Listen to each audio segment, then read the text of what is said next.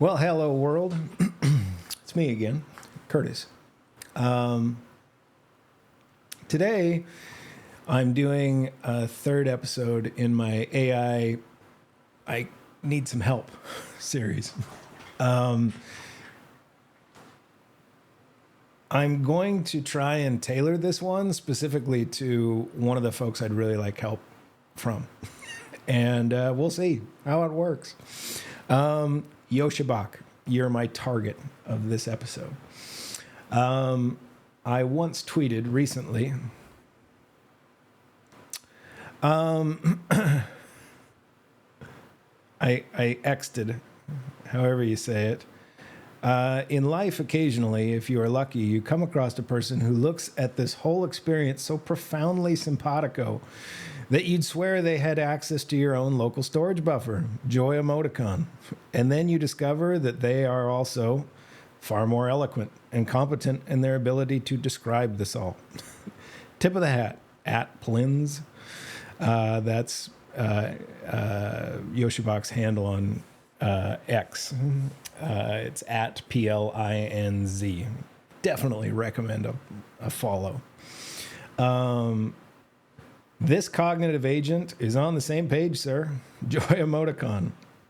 And I say, I'm also going to take back that silly notion I had that you haven't experienced psychedelics. Though if you managed to construct your model through pure meditation and contemplation alone, wow. I need to practice more. Raffle emoji, cheers, exclamation point.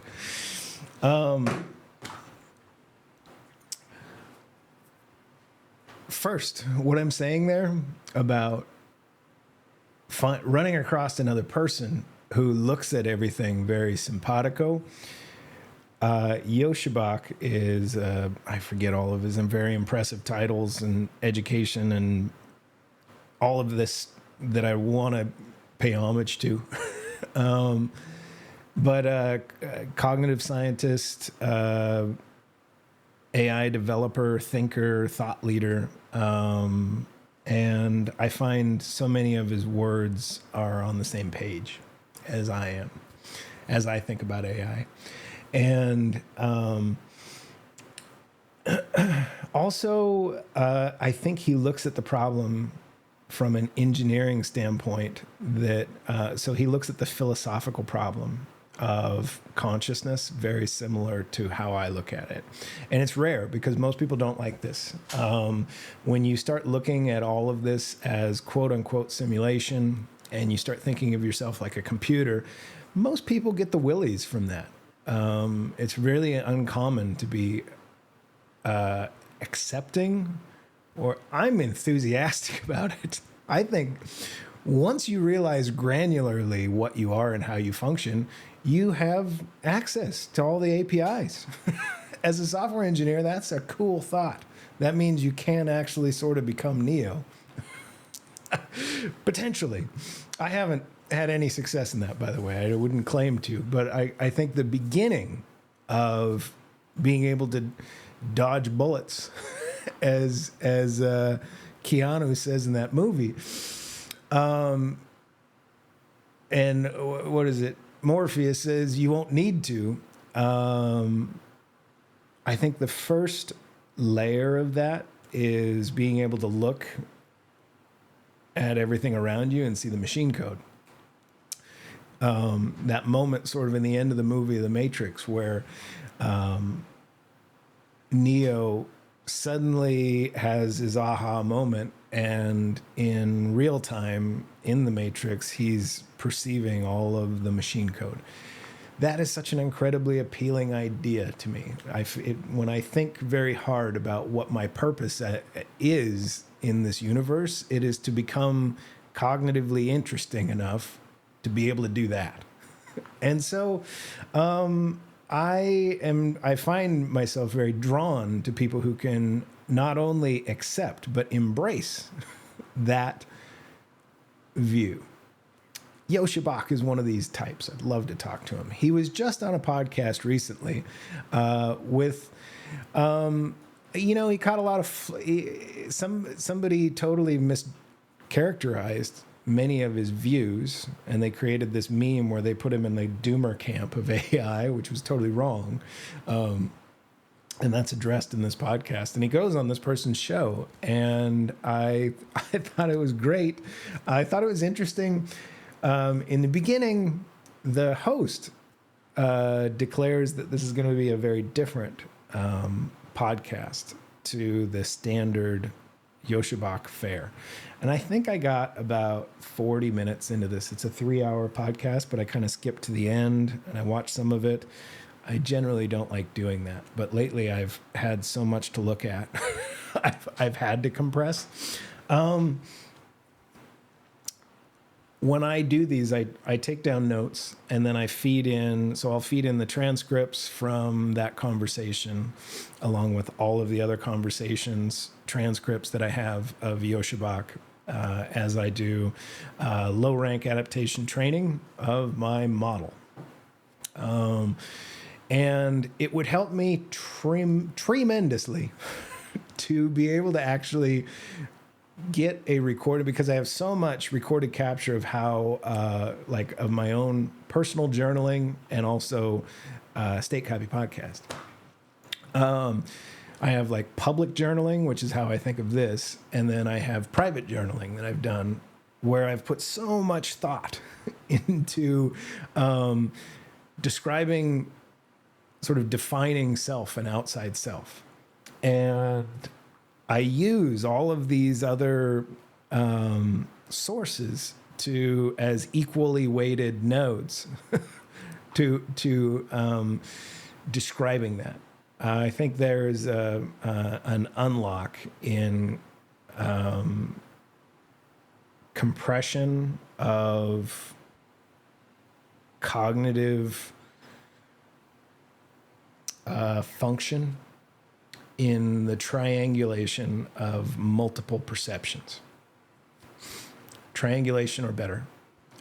So this is basically just harmonizing a lot of different views.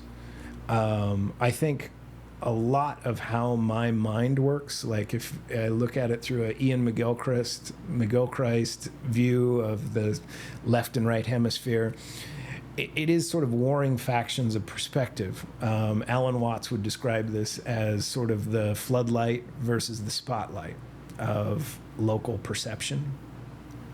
I think most of how I work is that arguing match. And I think wisdom, and I would say you can look at it as sort of through an academic lens and define it as wisdom, or you can look at it through a spiritual lens and describe it as enlightenment. I would describe it as harmonizing those warring factions in self, understanding and accepting where one gets it wrong. And when your left and right hemisphere of your mind sort of fall in love with each other, it's a beautiful place to live. And because I think the efficiency gained of harmonizing, just like my eyeballs harmonize two views to give me give me a lot more data when I'm looking at like a car coming at me. I feel like the floodlight and the spotlight are doing the same thing. So I'm trying to train in AI something very similar, and it would help me tremendously, like I said, if I could have some direct conversations with some of these people that I have these stacks of transcript data that I'm training the models on. So because it weaves our two stories together to sort of do like a jam session. I think of it sort of like jazz. It's philosophy jazz. And so, yeah, I really want the opportunity to do that. And I feel like there's a chance somebody has to take on a total unknown that it will somehow hurt their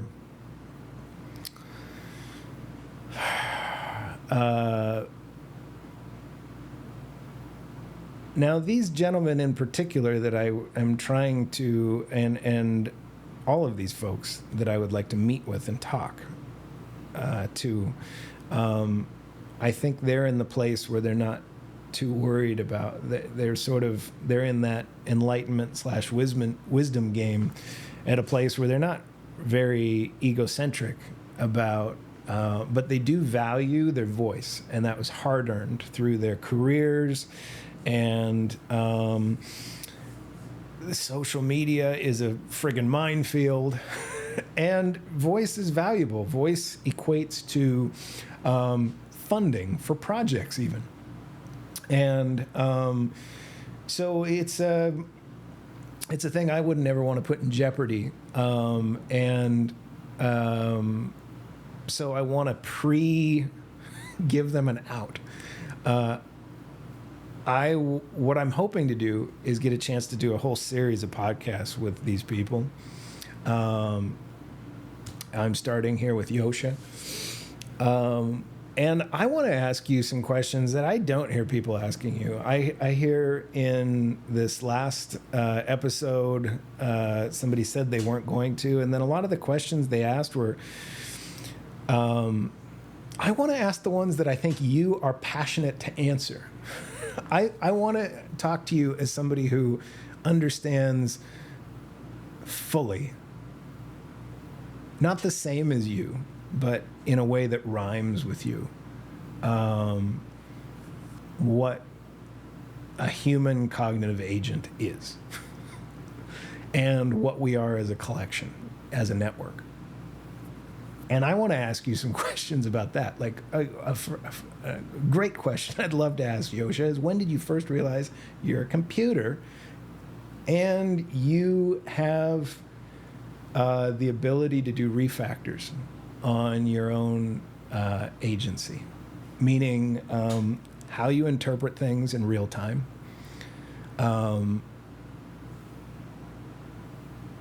A cool simplification in computer science terms of the autopilot that we're all in.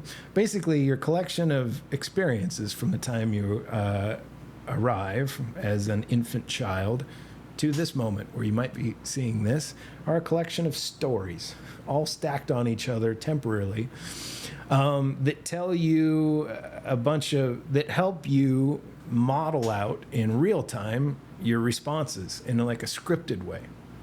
It's all automated. So a lot of wisdom it's actually figuring out ways to interpret things better in real time. If you study philosophy and you integrate, and spirituality, all of these things are ways to do abstractions to where you can zoom out, and in real time, when your kid is saying something that pushes your buttons, or your spouse, or your best friend, or your coworker, something is happening around you, or road rage, somebody cuts you off, and maybe your first reaction is to just, do something irresponsible, or just it makes you mad. Maybe you flip them off or something. Well, now that affects the whole rest of your day. You don't realize it, but in an automated, like in a Sam Harris-y, there is no free will kind of way, the rest of your day is fairly scripted to kind of suck. Now, wisdom and spirituality, whichever flavor you pick, hopefully, I think you're wise to listen to both, the philosophers and the theists, and all of them. Don't pick one school. They work as a collection. They're all kind of doing the same thing as a collection. I find. You take all of that and you harness it to sort of like refactor tomorrow how you're going to deal with that same situation. Now, Joscha Bach, you hear it in everything the man says. He thinks of himself like a computer. He breaks all this down as like a node, like a mesh network of like computers all interacting with each other in this way. And I would say that's it's a very powerful, useful abstraction to layer on this experience of life. I would like to just go through his whole story of how he developed it because I didn't really let myself accept that view and then start thinking from first principles that about how I could use it to my advantage until just like a couple years ago. He's been doing it for ages. I'd love to get the whole story of when it was just like, aha, like when Doc Brown fell off the toilet or he was hanging the clock and he saw the flux capacitor. I feel like I had a moment like that where I was like, oh, I'm a computer. I have agency over this. I can choose tomorrow not to get all upset when that person cuts me off. I can just kind of laugh at the situation a little bit, and I will, as quickly as possible, move out of that person who's very in a hurry to go stare at their phone somewhere. The whole thing just becomes hilarious and enjoyable. And it was a conscious refactor that was made because I realized I can do that. And, okay, so I'm going to just call out a couple other points. I'm going to keep this as short as I can. Joscha, I would love to talk to you, man. And I want to ask you some questions I really don't hear other people asking you. I want to, as somebody who looks at this, I think in a way that, like I said, it rhymes. It's going to be incomplete. And largely, it's inspired by you. Listening to like your first 2 episodes on Lex Friedman. All of this is how I suddenly had my Doc Brown moment. And so I give you guys full credit. I'm allergic to credit. I think credit sucks. But giving it is okay. Wanting it, that sucks. I am grateful for everything I learned. And if you feel like joining me in this project, but you'd like to do it in a like off the books way, sweet. I really don't care. I do this mostly so I can get my foot in the door for that conversation, and I'm not really interested in the public persona bit. So I'm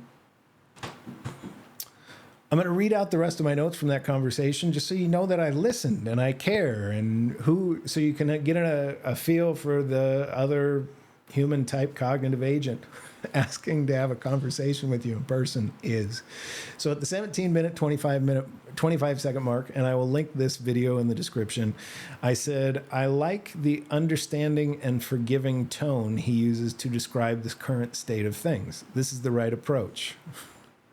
27-minute mark of this talk is an excellent entry point for a conversation with Joscha. Joscha. Am I a transistor with agency? My cousin corrected me on this. I described myself as being sort of like a gate. Like when I think about from first principles, I think if you want to build an intelligent system, you give it the local agency to model out its own framework of understanding self and universe outside self, and do refactoring like I described, where you can evaluate your scripted interpretations and reflex response, and you can change things. When I think about, like, that's how I would describe consciousness. It is when you're not, okay, and here's where my cousin corrected me, and I loved his correction. He said, well, I like a valve better. I like a valve better too. It's like because there is local energy required to shift the transistor state. This is a smart gate or a smart valve, so it can be latched onto any process that you want to manage intelligently.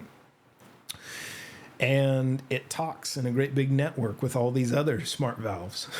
And I really like that view because it means you definitely have free will, but there's the proper framework to understand it is you have all of us require a certain amount of scripted action for real-time, high-performant interconnect. So it means you are only as we have different varying degrees, even as humans, of local conscious agency.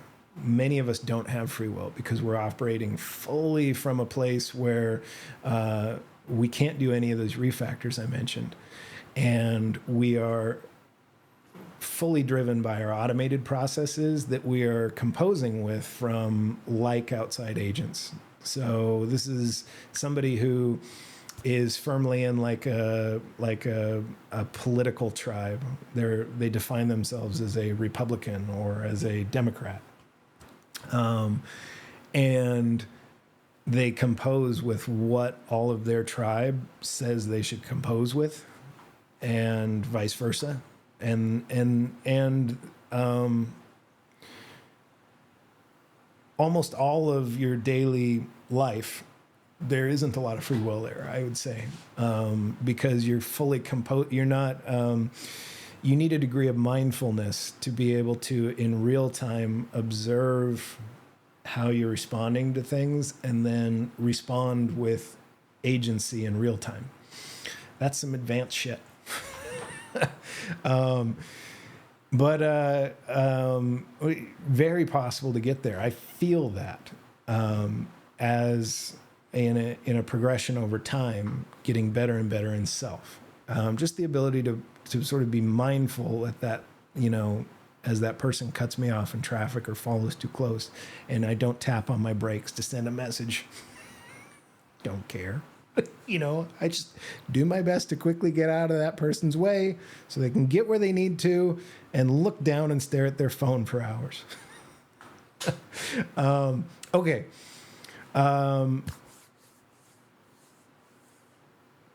I want to finish these. Let's see. 29-minute, 10-second mark is an entry point for perception mechanics. I'd love to hear Joscha's personal perception mechanics story. Perception mechanics is where is just I'm horrible at naming things. State Copy Podcast. I named the ability to refactor my mind with wisdom and higher order thought. I call it perception mechanics. It's just I am tweaking how I perceive things with my own intention. Perception mechanics. He describes something very similar at this 29-minute, 10-second mark. And that's what this note is about. When did you first realize you were a computer and that you could apply abstractions you'd worked with professionally or in school to refactor your real-time response functions in response? What are some of the most powerful ones you've developed? Now, deployed, I said. Now, this is one I have a collection of like really simple ones that I can actually describe, and I'd love to compare notes with somebody who thinks about themselves in this way and is giving themselves permission to become Neo. And I want to compare notes. I want to describe a couple that I've done, and I have a couple I won't go into here. I'd love to get some of his. These can be little philosophical tricks that allow you to, in real time, just quickly perceive everything in a much more healthy way for your own, whatever your ambition might be. Let's see. I said talk about what his story code looks like. I think of like when I say refactor, in a software engineering sense, you might think that looks like code. That looks like whatever your language is you're working on as a software engineer. Maybe you're in C, or maybe you're in, like everybody is, Python. However you envision that. And when I look at my code, it's story code. It's a collection of sense memory, visuals, things people said, and smells, sensations that I experienced, coupled with a stack of ideas that are just sort of compressed ideas on how to interpret that story code. and it's all just stacked on each other, and you never get to remove.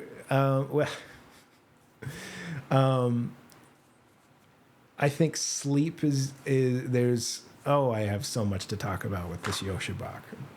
And I feel like it would be a conversation that is, like, I don't want to waste any time on is this a simulation? How can you talk about things in these ways? What is consciousness? I feel like we're already on the same page. I want to talk about how the APIs work. I want to talk about what we do with this knowledge productively as engineers. Let's see. Talk a bunch about how sleep may be analogous to a simple parsing in deep sleep, and then a simulated experience that represents a compression of the day, which gets written to long-term memory. Talk three buffers theory: short-term, long-term, and post-activation cycles, cache, I call it. Now, this is where you take esoteric teachings of things like reincarnation and you go, okay, well, in this universe machine, it wouldn't want to just throw out everything I learned. I took a certain amount of compute to run. And I think this all is something you build as a framework, and then you kick it off as a process, and it just goes and goes. It grows like a seed into the apple. Alan Watts has an excellent talk about how we call apple trees because they apple. And Earth, an alien species, might fly up to our planet and say, oh, this planet peoples. It makes people. That's a fun way to look at what we are and how this all works. And it's like if you can't have a sense of humor about all this, well, then what the hell is it for? So I would like to talk about some of the, like, try and do logical abstractions about how every human around the whole planet follows a similar practice, and all the animals, for the most part, have this practice of shutting down most of their biological functions for about a third of their life. And then we can measure their brain states, and they go through the wave patterns of their minds. It's like we're all doing the exact same thing. That looks a lot to me like software. That looks like a lot to me like a process that is running. Like a buffer fills up in my day of events. And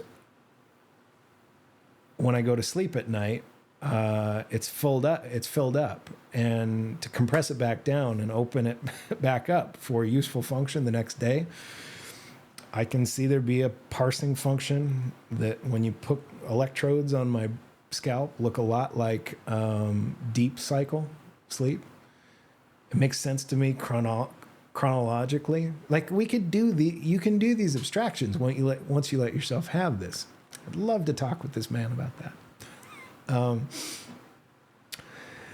I would like to talk about the reasons for building all this. I know he's thought through that like an engineer. Like, once you can do this, then you can go, okay, now why are we going to do this? Because we can't, I think it does start to look like a nesting doll. We want to construct something that maps to how this functions, where you get a tapestry that looks a lot like quantum mechanics, where you have at the base level of compute sort of like a waveform that you give a quark before it's observed, and then you build conscious agents to observe that quark and set its state.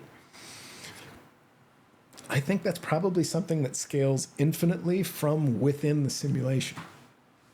And I'd love to get his take on that. Maybe it's a ridiculous idea. Maybe he has some ideas on how we could test that. This is the conversation I'd like to have.